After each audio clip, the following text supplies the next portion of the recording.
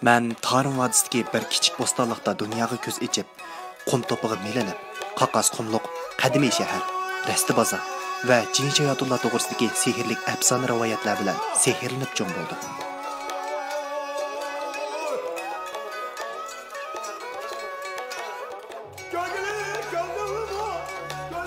Mən kichigimdan boshlab boshqa afsona hikoyalarga qaraganda rasti bozorlarning hikoyalari rost bo'lgan ishlarni anglashga to'limi qiziqatdim. Masalan, Hashim Qalandarning o'smi setaverib beyib ketganlari, yana texi kunda bozorga to'tli mozoya kirib, kunkash bo'g'icha yanchug'ini to'mpaytib, hengayg'inicha uyga qaytadigan Matcho'qurning kishini hayron qoldirgan hikoyalari. Cho'nglardan ularning hikoyalarini anglaganimda qanchalik ajablandim. Biroq ularning haqiqatan sodiga ibi bor. Fursatni ching tutishni bildiganligiga haqiqatan qo'l qo'ygan.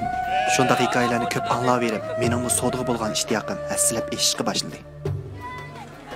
Atsi dadam mening qo'limdan ching tutqunicha bozorning u beshidan bu beshigacha aylantirdi.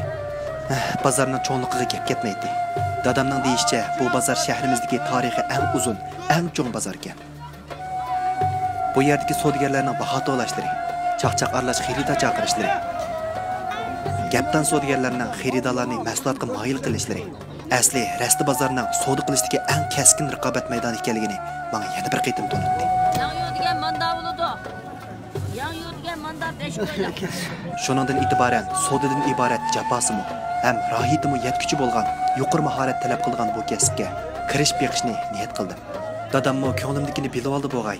Qo'lidagi guldaklarni ishqa selib, bu qaynoq bozordan o'rin elib, sevat tijoratini boshladi. Oila sharoitimiz degandek yaxshi bo'lmaganlik tufayli o'qishdan mahrum qolgan men dadamning kayniga kirib, yuragimga o't solgan bu savdo fursatini qo'ldan bermaganmi bo'ldi. Oy o'tdi, yil o'tdi. Dadam o'z qo'li bilan to'qigan sevatlarning savdosi bara-bara yaxshilanib mandi. Dadam amdilikda po'kayni menga yolg'iz tashlab qo'yib ketdiganmi bo'ldi. Bu jarayonda men savdoning qanday bo'lganligini, qanday qilganda texmo chaqqirimga erishgil bo'lganligini, texmo ishkilgan holatda tushunib yetdim. Shuningdan keyin mahalla bozorlarda kishilarning qo'lda biz to'qigan sevatni ko'rsam, dadam va o'zimdan faxrlanadigan bo'ldim. Bizning chidamchanligimiz, guldak hunarimizga tayinib, oilamizning sharoitimi texmo yaxshilanishga boshladi. Savdomiz doirasining kengayishi, hukumatning yordami bilan men bu oxiri davomli o'qish fursatiga ega bo'ldim. O'rta maktabni Urumchida tamomlab bo'lib, o'ngishli holda orzuim bo'yicha Beyjondagi ma'lum universitetining savdo iqtisod kasbiga qabul qilindi. Bu xo'shalligimdan telefonni elib, onamga darhol telefon qildim. Biroq dadam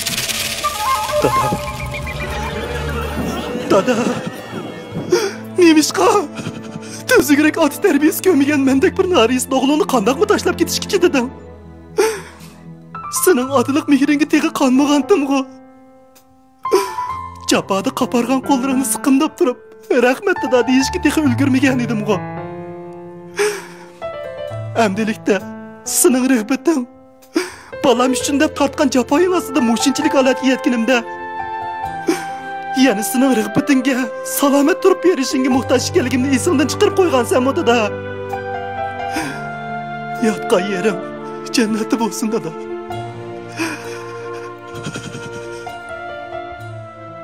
Bir qantim sundi.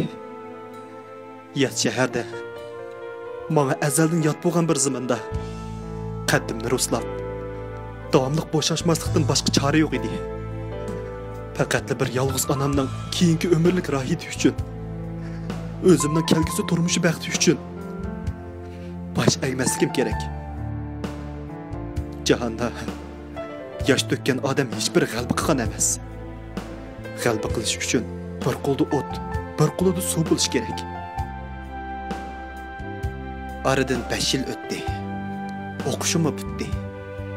Bitirib, uzun o'tmay ishqirdagi ba'zi shirkatlardan chaqiriq kelishga boshladi. Biroq men yana rad qildim. Ko'pinchisi mening o'qigan kasb doiramning sirtidagi xizmatlar ekan. Oxiri o'zimning titig'i yoqqidek o'qigan kasbimni joriy qildirish sharoiti to'liq bo'lgan TV bozoriga keldim. Ham shirkat madriyatini tushundim.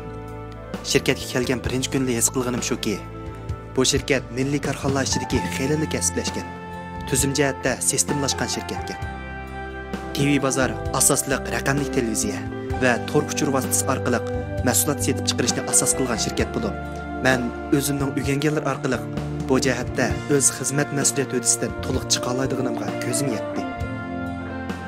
Bir necha yil xizmat qilish davomida shirkatdagi har millat xizmatdoshlarining to'limi uyushchan, o'zaro yordam berish, qo'llash ro'yining kuchli ekanligidan xo'ymi suyundim. Aradan 3 yil o'tdi. Ko'rsatgan xizmatdan erishgan natijam orqali shirkatning televiziya va tor uchur setish bo'limining bosh mas'ulligini o'z ustimga oldim. Erishgan kirimimmi o'ylaganimdan yaxshi chiqdi. Uzun o'tmay yezida yigani yo'lim qarab qolgan shu onamni biroqla Urumchiga ko'chirib akilib oldim. O'z vaqtida onam mening holimdan xabar olgan bo'lsa, endi men farzandning o'tashga tegishli mas'uliyatini ado qilishim kerak. Bu muvaffaqiyatlarimni dadamni ko'rgan bo'lsa, qancha xushal bo'lib ketadi-da.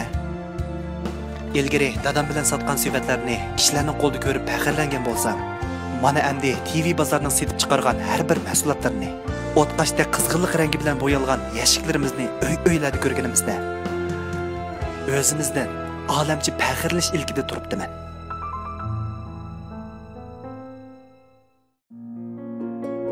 Ben bugun yillik dam olishimni boshladim. Men bu qimmatli vaqtimda chet ellarga berib sayohat qilishdi yo'q. Men tug'ilib o'sgan shu yezamni, meni tovlagan shu rasti bozorlarning hidini qinib borvog'im keldi. Ani shu chaqlarda toychoqda qiyiqib o'ynagan chig'ir yo'llarda balliq vaqtimdagi shu untuluqsiz kunlarni asga elib, asti qadamlar bilan nishonsiz maqmoqdiman.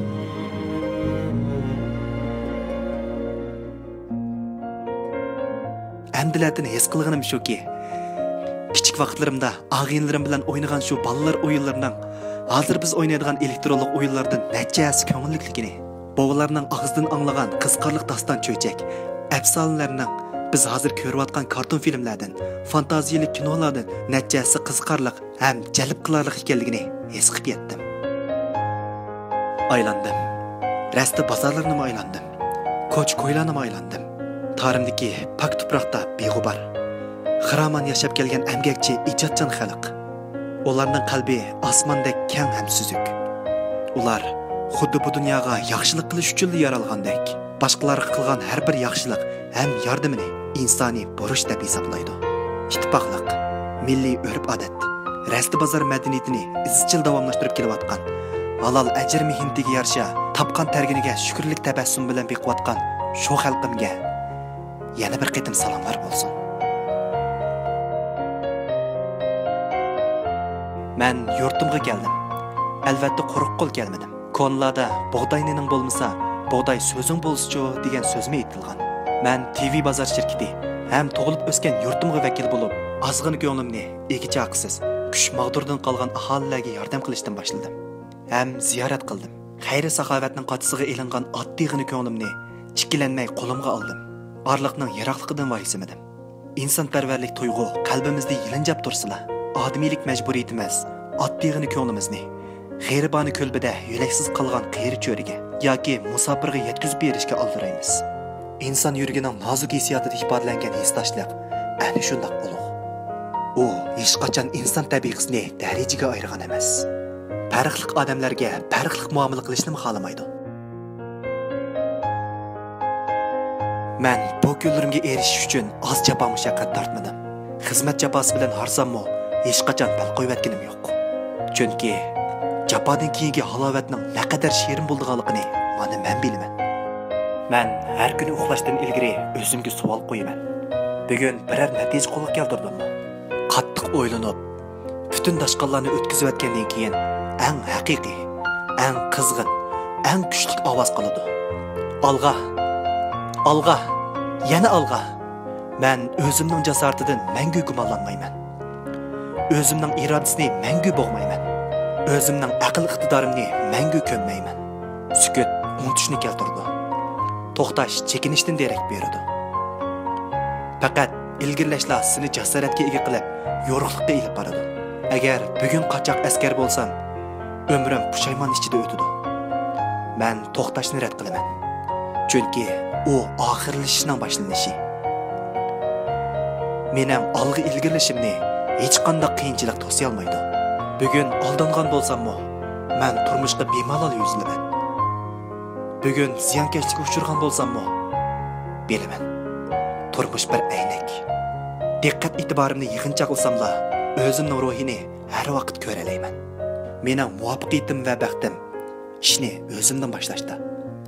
bugundan boshlashda, hozirdan boshlashda, kichik ishlardan boshlashda. Yuqorqi so'zlar uzoq tarixdan buyongi rasm madaniyatini, hozirgi davrimizdagi raqamli televiziya rastisi bo'lgan TV bozoriga ulashtirgan har bir rasti yulduzlarining ahdinomisi. Qalbida umid yolqinlari yelinjab turgan rasti yulduzlarga g'ayrat, shijoat yer bo'lg'ay. Ömlük, raqobat qaynagan rasta osmonida mangu chaqnag'aymiz.